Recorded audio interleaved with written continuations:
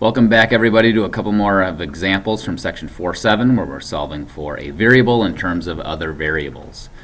So we have here solve for p. We have the equation 6r minus 2p equals 18, and our goal is to solve for p. That means get p alone and have this equation say p equals something.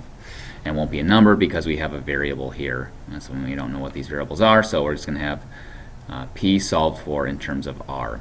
So we look on the left-hand side of the equation, and I see 6r minus 2p. So p is not alone. It's on the left-hand side of the equation.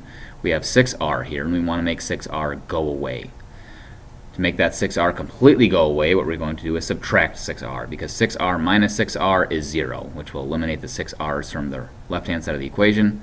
But what we do to one side, we have to do the other. We have 18 minus 6r.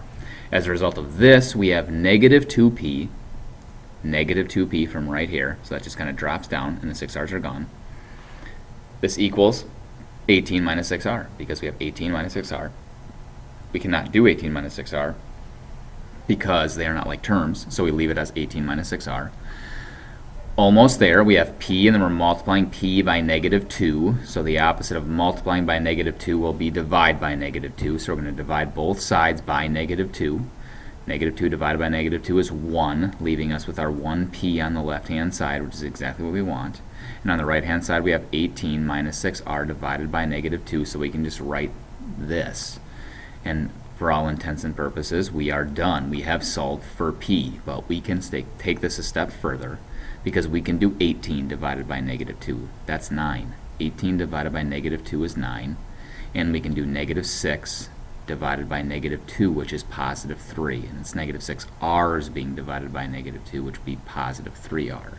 So our resulting equation can be p equals negative 9 plus 3r, where again the negative 9 comes from 18 divided by negative 2.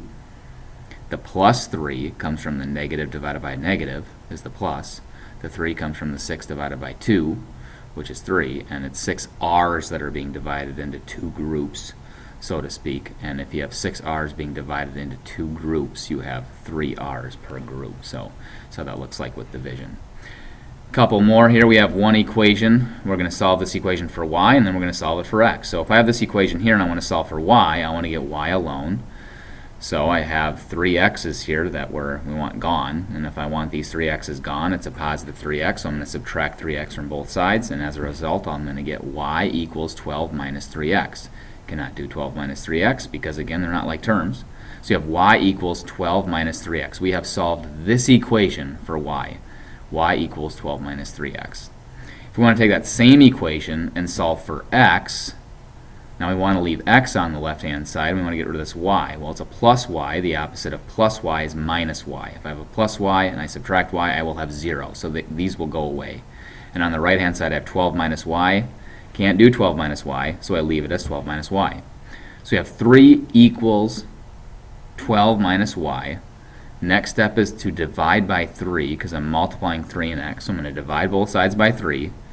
And then I'm going to kind of skip a step here and get x equals 4 minus 1/3 y.